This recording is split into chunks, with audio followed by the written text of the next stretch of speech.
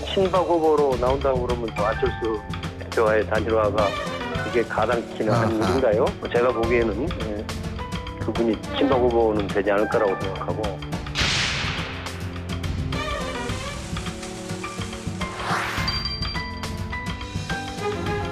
성장론 성장 방법들에 대해서는 예전에 만나서 여러 가지 이야기하면서 많은 접점들을 가지고 생각해도 난 너를 아무리 생각해도 난 너를 이젠 눈 감아도 난 너를 아니면 돌아서도 난 너를 조금만 솔직해도 네, 정치권에서 요즘 아주 핫한 분이십니다. 조응천 더민주당 의원이요.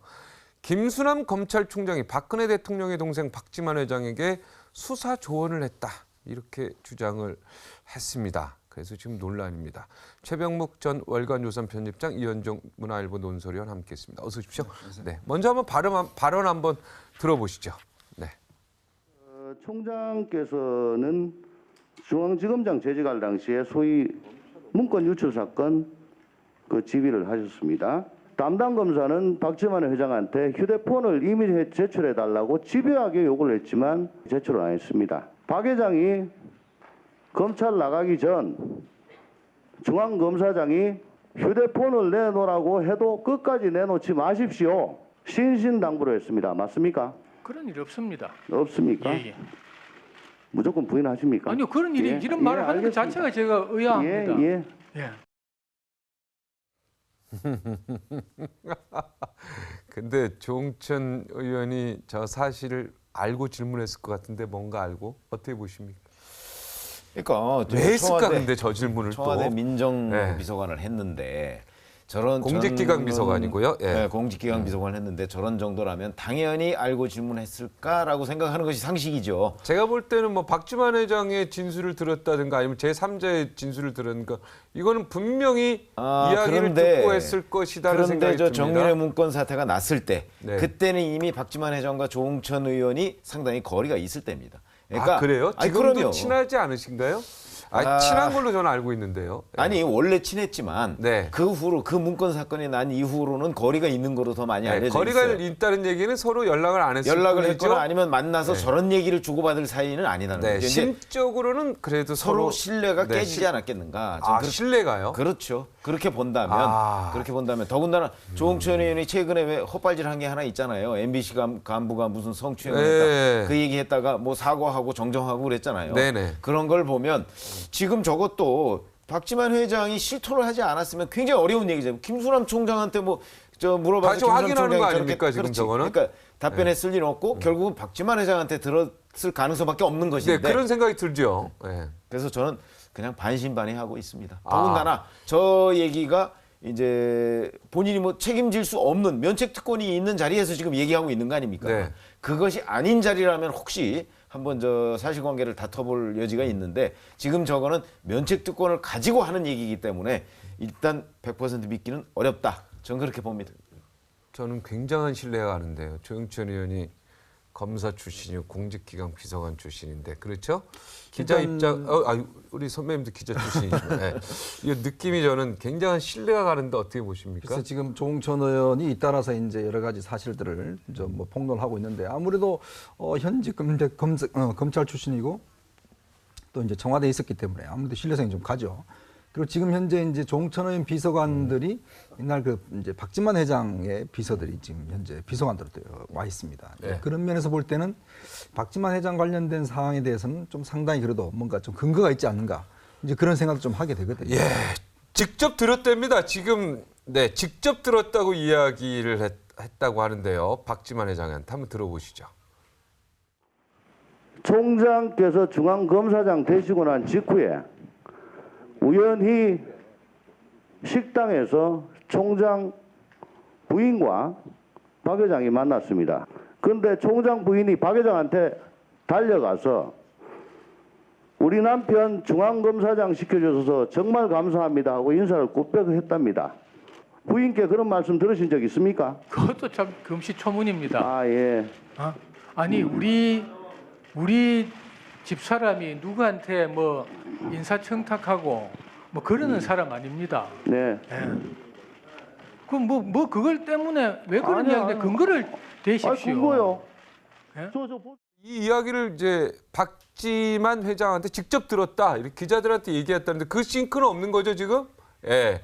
그렇게 지금 기사가 지금 나왔어요. 이제 국정감사 끝나고 이제 기자들한테 이거 다 누구한테 들은 겁니까? 그러니까 조홍천 또 의원이 이분도 좀 굉장히 어떻게 보면 이제 국회의원 초선이는 굉장히 순수한 부분이 있어요. 박지만 회장한테 들었다. 딱 그러니까 얘기했어요. 이제 근데 박지만 회장하고 하여튼 그 조홍천 의원은 오랫동안 사실은 이제 관계를 친한 관계죠. 친한 관계죠. 그렇기 때문에 아무래도 이제 박지만 회장 관련된 사안에 대해서는 이제 아마 조홍천은 이야기를 했기 때문에 상당히 좀 신뢰감이 가는 측면도 있습니다. 그렇죠. 그리고 특히 이제 오늘이 이제 13일인데 오늘이 이제 그 선거법 관련된 이제 공소시효가 이제 마감되는 날이거든요. 근데 지금 더불어민주당 의원들 뭐 추미애 대표를 비롯해서 뭐 정책위 의장 등등 다들 선거법 위반에 걸렸어요. 네. 아마 그런 측면들, 즉 검찰에 대해서 이제 이건 너무하는 거 아니냐라는 그런 것들. 조홍천 의원도 걸렸습니까? 조홍천은 안 걸렸는데 안 걸렸죠. 다른 지금 의원들이 많이 걸렸어요. 아니, 그러니까 조홍천 의원 관계 없는 거 아닙니까? 그러니까 이제 아마 당에서 좀 검찰에 대한 불편한 심기들, 이제 그런 것들을 좀 표출하려고 하는 것들이 아닌가라고 좀 해석이 근데 이분이 되었습니다. 제가 볼 때 김순남 검찰총장한테 좀 불만이 좀 있을 수도 있겠다는 생각은 들었어요. 박지만 회장하고 사이가 멀어졌다고는 좀 아니 그러니까 정윤회 문건 사태가 난 이후에 네. 그 둘 사이의 신뢰관계는 깨졌을 것이라고 저는 보고 있고요. 아. 그리고 실제 그 현재 그 둘 관계가 어떻다는 증언은 나오고 있지 않습니다. 그렇지 네. 않습니까? 그런데 그런데 조홍천 의원도 어떻게 박지만 회장 그때 문건 사건, 유출 사건 때문에 피해를 본 사람 아닙니까? 아니 피해본 사람이긴 하지만 네. 지금 더군다나 저 야당 쪽에 가서 저렇게 국회의원을 하고 있는 상황인데 박지만 회장이 아무리 뭐저 누님, 네. 그러니까 박근혜 대통령하고 관계가 그렇다 쳐도 네. 지금 조홍천 의원하고 저런 얘기를 주고받는다는 건 저는 좀 상식에 안 맞는다고 생각을 하고 네. 그리고 지금 얘기하는 조홍천 의원의 저게 이제 기사를 쓰거나 누구한테 말을 할 때 보면 네. 저런 일은 팩트 아닙니까? 기자들이 얘기하는. 그러면 이른바 OW1H 어디서 누가 무엇을 어떻게 뭐 이런 거 있잖아요. 네. 그런 거에 맞춰야 되는데 그런 거에 한 절반 정도밖에 지금 얘기를 안 했어요. 근데 이제 박지만 회장한테 들었다고 하니까 그러니까 그거는 이제 결정적인 언제 근거죠. 어느 장소에서 박지만 회장한테 들었는데 예를 들어서 그 증인은 누가 있다든지 이렇게 나왔어야 되는 건데 지금은 그냥 박지만 회장한테 들었다 그러면 뭐 그냥 전화 한 통화로 아니 선배님 저랑 금 선배님하고 이렇게 화장실에서 이렇게 얘기하는데 내가 선배님 들은 얘기를 가지고 그러면 뭐- 국회의원한테 의원 그 면책특권 자리에서 어쨌든 국정감사했는데 내가 화장실에서 최병묵 편집장하고 그때 증인은 화장실에 누가 있었나 이현종이 있었나 해가지고 그게 말이 됩니까? 아니, 그건 좀 아니, 너무 심한 아니, 거고. 아니, 그러니까. 네, 그냥 최병묵 저희 선배한테 들었다. 요 정도까지만 하면 되지. 그러니까 김순남 총장이 근거를 대십시오 얘기를 하잖아요. 근데 그 지금 근거를 못 대고 있잖아요. 네, 나오면서 얘기했대요. 아니 그러니까 박지만 회장한테 직접 들었다고 그러는데 직접 그럼 언제 들었는지라도 얘기를 해야 된다는 거죠. 네, 언제까지? 언제 정도 들었는지. 네. 그래서 여하튼 최소한도 김순남 검찰총장이 빠져나가기 어려운 상황까지는 어느 네. 정도 얘기를 해야 우리가 신뢰를 하지. 아니 과거 헛발질한 것 때문에 그래요. 선배님 지난주 혹시 화요일에 뭐 기억나십니까? 뭐 했는지 기억 잘 안 나시죠? 아니 근데 저렇게 알았어. 중요한 얘기는요. 네, 그거는 좀 찾고 해야지. 저렇게 중요한 네, 얘기. 아니 알겠습니다. 근데 이런 과거에도 보면 검찰총장 정도를 하려고 그러면 대통령 주변에 로비를 하는 건 사실입니다. 제가 그렇게 하신 분도 알고 있고. 당연하죠. 네, 거기까지 무언가 어려워. 그럼 반만 믿읍시다요. 됐죠? 아니 그러니까 제가 반신반의한다고 그랬지 하다. 않습니까? 예, 알겠습니다. 오늘 이게 그림이 뭡니까? 안철수 내 마음을 받아줘 아내 선택은 했는데 안철수 의원에게 지금 많은 사람들이 구애를 하고 있어요. 그죠? 느낌이 딱 오죠. 근데 이분을 위한 구애일까요? 아니죠. 아니죠. 물론 아니죠. 그게 문제죠. 예. 이 안철수 의원을 위해서 구애하는 게 아닌 것 같아요. 그죠? 아니 안철수 의원도 이분들한테 구애를 하고 있는 거 아니에요? 자꾸 제3지대로 얘기해가면서 네네. 자 제3지대에서 내가 기득권을 내려놓고 제3지대로 갈 수도 있다.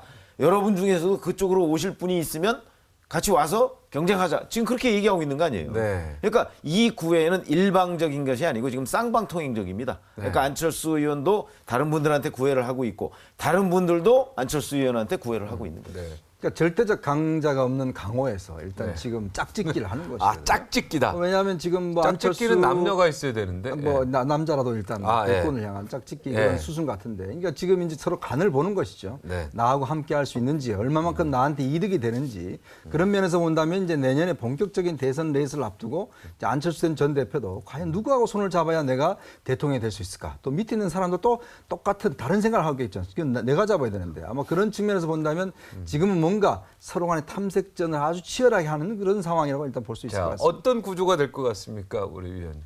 저는 일단 지금 안철수 의원을 중심으로 놓고 본다면 안철수님 처한 상황을 좀 보자면 네. 지금 지지도가 지금 그렇게 좋지가 않아요. 그러니까 아, 예전에 별로 안 좋죠. 좋던 네. 지지도가 지금 떨어져 있어 좋지 않아요. 네. 또 하나는 이제 혼자서는 뭔가 되기는 힘들다는 것도 아마 본인이 알 겁니다. 네. 이제 더 이상 내가 혼자 단독 플레이 해갖고는 더 이상 이 상황 자체를 깨기는 힘들다는 걸 알 겁니다. 이제 네. 그런 상황이기 때문에 누구하고 손을 잡아야 된다는 걸 이제 본인도 아마 느끼고 있을 거예요. 네. 그런 측면에서 지금 여러 군데의 어떤 지금 오늘 또 뭐 권노갑 전 의원 만났죠, 뭐 정대철 의원 만났죠, 또 25일 날 이제 JP 만나죠 등등 하면서 뭔가 하여튼 이 자기만의 조합들을 좀 만들어내려고 하는 그런 상황인 거 보이죠. 아니, 그 예상은요, 위원님의?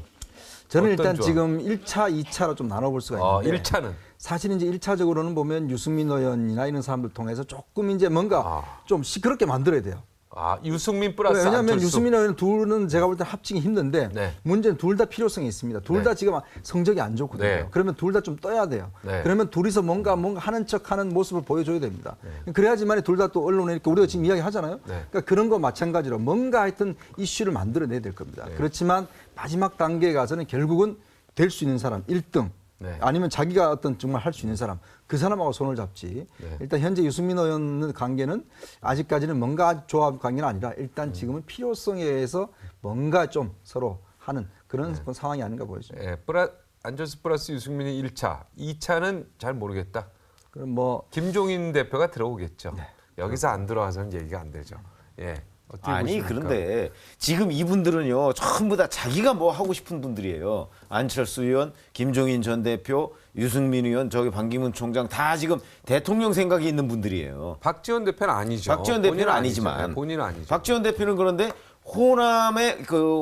호남을 참여시켜서 정권을 창출하고 호남 몫을 많이 가져가겠다는 분이거든요. 당연하죠. 아니 그러니까 그런데 남들은 그렇게 생각 안 해요. 가져가려면 권력의 지분을 나누려면 그러면 인구 비례로 하자. 뭐 내지는 아니 그 대선 후보가 있는 쪽하고 대선 후보가 없는 쪽하고 어떻게 동등하게 나눌 수 있느냐. 남들은 그렇게 생각하기 때문에 네. 그래서 이분들이 사실상 마음이 하나로 모아지기가 어렵다고 보는 거예요. 이거 뭐 물음표가 뭡니까 근데? 별거 아니네. 이거 굉장히 뭐 중요한 건 줄 알았는데 하트가 있는데 그죠? 누구랑 짝짓기 하냐. 근데 뭐 이렇게 보면 일부 1차제가 여기는 아니니까 그죠? 이렇게 그렇죠. 할 수도 있고 또 같이 이렇게 할 수도 있고 그죠? 그런데 뭐 이렇게 할 수도 있고 제가 볼 때는요. 네. 아까 저는 1차례인데 저는 박지원 대표하고요. 유승민 의원하고 반기문 여기 다 합칠 것 같아요. 여기 나는. 네 분이 다 합칠 것 같은데 나는. 제가 너무 좀 이상한가요? 그러니까 전 네 분이 다 합치고 문재인대 네 명이 싹 그러면 해서 문재인 합쳐. 대 반문연대 뭐 이런 그렇게 꼴이 되는 된다고 거죠. 지금 그렇게 되는 얘기하시는 거죠. 거죠. 네. 저는 뭐 그 가능성 지금 전부 다 그런 공통점을 갖고 있지 않습니까? 네 분 다. 저 문재인 대표하고 지금 각을 세우고 있고 이분은 문재인 대표 싫어서 나오신 분이고 이거야 당연히 이거야가 아니라 이분이 진짜 문재인 대표하고 뭐 당연히 가까울 리가 없고요. 이분도 당연히 뭐 가까울 그러니까 리가 없고. 문재인 전 대표를 싫어한다는 것만으로 뭉칠 수는 없다니까요. 자기 욕심을 내려놔야 됩니다.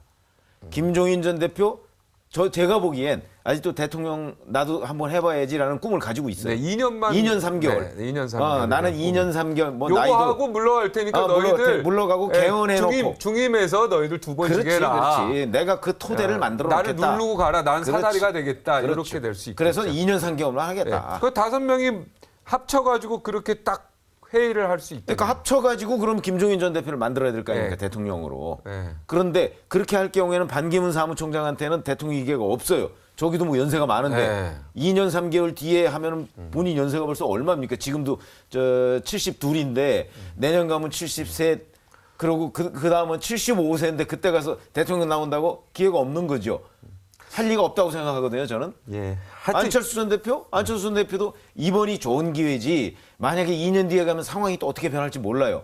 정치라는 건 수시로 변하는 거기 때문에. 그렇기 때문에 2년 3개월을 김종인 전 대표한테 맡긴다? 저는 그런 선택은 하지 않을 거라고 봅니다. 네. 근데 무언가 큰 조합이 이루어질 거는 오늘 뭐 이정현 대표도 제주대학교에서 강연을 할 때 근데 정계 뭔가 개편은 큰 정계 개편이 내년 봄에 있을 것이다. 예언을 했습니다. 무슨 중도 보수가 뭐 급진 좌파와 뭐 손을 잡고 뭐 호남과 어쩌고 경상도가 손을 잡는다 이런 얘기했죠. 호남과 경상도와 뭐 충청도가 손을 잡는다는데 그렇게 하면 우리나라 다 잡는 겁니다. 네. 그렇지 않습니까? 수도권밖에 안 남아요. 수도권은 그것도 세 지역 사람들이 올라와서 사는 데고. 근데 저는 이걸 보면서 이제 대선이라는 게 산수가 아니잖아요. 그러니까 저 여기서 예를 들어서 반기문 사무총장이 뭐냐 30% 넘는다. 그러면 이제 안철수 대표 뭐 10% 된다. 그럼 둘이 합하면 40% 넘잖아요.